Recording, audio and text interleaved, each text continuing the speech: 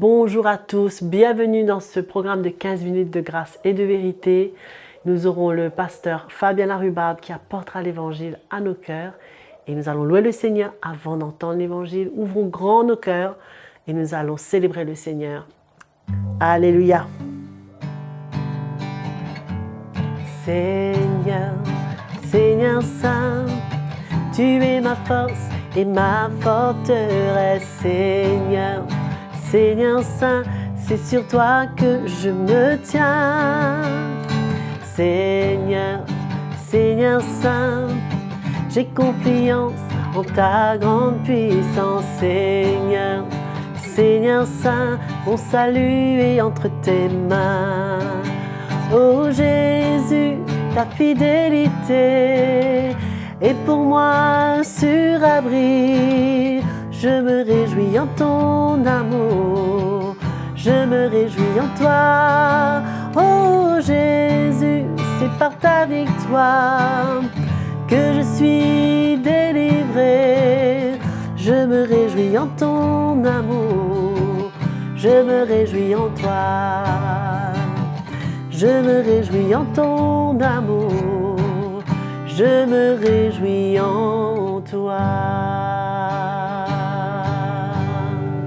Alléluia. Allons se réjouir ensemble dans la présence du Seigneur.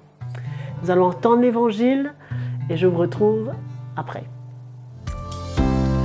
Bienvenue à tous dans cet nouvel épisode de 15 minutes de grâce et de vérité. Quelle joie de vous retrouver et aussi nos remerciements à notre sœur Joëlle qui nous a bien accompagnés dans cette louange afin que nous soyons prêts pour entendre la parole de Dieu. Aujourd'hui, nous allons parler de l'homme spirituel. L'apôtre Paul décrit l'homme en 3 catégories, c'est-à-dire l'homme naturel, l'homme charnel, l'homme spirituel. Et nous allons voir comment le Seigneur nous voit et essayer de permettre au Seigneur de nous montrer là où nous sommes afin que nous puissions continuer à grandir avec lui. Alors, je vais lire dans 1 Corinthiens, le chapitre 2, au verset 14. « Mais l'homme animal ne reçoit pas les choses de l'Esprit de Dieu, car elles sont une folie pour lui. Il ne peut les connaître parce que c'est spirituellement qu'on en juge. L'homme spirituel, au contraire, juge de tout. Il n'est lui-même jugé par personne. » Donc là, il nous parle de l'homme naturel, l'homme animal, c'est-à-dire que l'homme qui vit juste par ses sens, par ses émotions. Nous allons voir plus tard. Et ensuite, il nous décrit l'homme spirituel et l'homme charnel dans 1 Corinthiens, le chapitre 3, au verset 1er, que nous lisons. « Pour moi, frère, ce n'est pas comme à des hommes spirituels que j'ai pu vous parler, mais comme à des hommes charnels, comme à des enfants en Christ.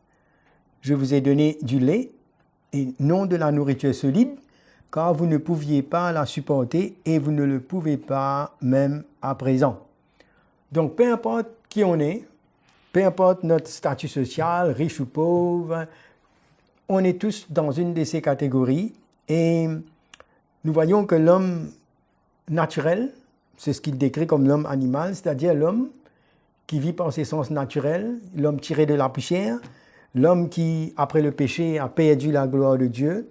Et maintenant, il nous dit dans le verset 14, il ne reçoit pas les choses de l'Esprit de Dieu. Il ne peut pas apprécier les choses spirituelles. Et pour lui, ces choses sont une folie. La manière que Dieu veut que nous vivions en communion avec lui, séparés du péché, du monde, tout cela, c'est une folie pour lui. Et il peut être religieux. La Bible nous dit comment Nicodème était un homme religieux, mais le Seigneur lui dit, si un homme ne naît de nouveau, il ne peut voir le royaume de Dieu. Il doit naître de l'esprit pour vivre la vie spirituelle en communion avec Dieu et recevoir les choses de Dieu. Donc on peut vivre, être bien, avoir tout ce qu'on veut, manger, boire, habiller et tout, avoir de l'affection, mais l'homme qui ne connaît pas la repentance, qui n'a pas la crainte de Dieu, il est aveuglé spirituellement. C'est un homme naturel, donc il ne connaît pas les choses de l'esprit. Donc, il va faire l'expérience de la mort physique et de la mort spirituelle. C'est-à-dire, il n'aura pas cette communion avec Dieu éternellement. C'est un homme qui va vivre par ses raisonnements, par ses sens, et il peut connaître même certains versets de la Bible, mais ce sera une connaissance intellectuelle, c'est souvent religieux. Mais par contre, il nous parle ici de l'homme charnel. Ici, c'est quelqu'un qui est né de nouveau, qui connaît le Seigneur, qui a été touché par le Seigneur, mais qui ne vit pas par l'esprit, en soumission à la parole de Dieu, mais qui continue à vivre selon le vieil homme, selon ses sens naturels, ses raisonnements. Et là, dans 1 Corinthiens, le chapitre 3, le verset 1er, il nous dit « Pour moi, frères, ce n'est pas comme à des hommes spirituels que j'ai pu vous parler, mais comme à des hommes charnels, c'est-à-dire comme des enfants. » Et ils ne pouvaient pas avoir la nourriture solide, c'est-à-dire les révélations et recevoir les choses de Dieu, mais ils pouvaient simplement se nourrir du lait, c'est-à-dire des choses basiques de la vie chrétienne. Hein. Mais Paul décrit ici donc l'homme sauvé qui marche selon l'homme naturel, hein. Alors il a besoin de leur donner du lait, comme un bébé. Hein. Un bébé a besoin de lait, il est lent à comprendre aussi, il nous dit. Hein. C'est quelqu'un qui a la difficulté pour saisir les choses de l'esprit, difficulté pour se repentir, difficulté pour s'humilier, il a toujours raison, se défend, et donc il y a toujours ce moi qui veut vivre, le vieil homme. Alors dans Hébreux, le chapitre 5, au verset 11, il nous dit ceci. Or, le verset 13, allons lire le verset 13 plutôt. Or, quiconque est ételé n'a pas l'expérience de la parole de justice, car il est un enfant. Mais la nourriture solide est pour les hommes faits. Il parle ici de maturité, de grandir. Pour ceux dont le jugement est exercé par l'usage à discerner ce qui est bien et ce qui est mal. Donc un chrétien charnel, lent à comprendre, hein, qui ne sont pas prêts à être corrigés, qui trouvent de la difficulté quand le Seigneur va le reprendre. Et souvent, ils vont tomber devant les épreuves, ils vivent par les émotions. Et facilement, ils peuvent être les victimes, hein, des blessures et en même temps causer des divisions, hein, qui ne sont pas prêts à perdre et se défendent et vivent dans leur chair et pour se plaire. Et ils aiment toujours écouter les choses qui vont leur plaire. C'est un danger. Hein? Et ils vont tomber dans des critiques, dans toutes sortes de contradictions. C'est ça l'homme charnel, l'homme qui vit d'après ses sens et qui ne se laisse pas se soumettre à l'autorité et la volonté de Dieu. Donc, Dieu, lui, il nous a créés pour que nous grandissions. Quand nous sommes nés dans l'esprit, nous sommes appelés à grandir pour devenir un être spirituel. Hein? Et l'homme ne peut pas être satisfait aussi longtemps que le Seigneur ne remplisse son cœur, hein? Et qu'il puisse connaître le Seigneur et devenir cet homme fait. Hein? Et Éphésiens 2, le verset 3 nous dit « Nous tous aussi, nous étions de leur nombre, et nous vivions autrefois selon les convoitises de notre chair, accomplissant les volontés de la chair et de nos pensées. Nous étions par nature des enfants de colère comme les autres. Mais le Seigneur nous fait grâce. Et il y a un plan pour notre vie. Hein? Et le Seigneur veut nous sanctifier, veut nous emmener à grandir. Hein? Et il veut réellement nous emmener à passer cette étape et afin que nous puissions vivre par l'Esprit et que nous puissions être dirigés par sa parole et non pas par nos émotions, non pas par notre intelligence, non pas par nos raisonnements, comme dans ce monde naturel. Allons voir maintenant l'homme spirituel. Nous avons lu alors tout à l'heure comment quand quelqu'un est né de nouveau, né d'esprit, maintenant il a besoin de marcher par l'esprit, par la parole de Dieu. Et en ce moment-là, il reçoit les choses de l'esprit et il n'essaie pas de changer sa chair pour faire mieux, mais il accepte de mourir en soi-même et se laisse conduire par l'esprit. Alors, le salut, donc, n'est pas seulement que nous soyons sauvés, mais c'est que Dieu vient habiter en nous, et met sa nature en nous, met sa vie en nous, et on reçoit les choses de l'esprit.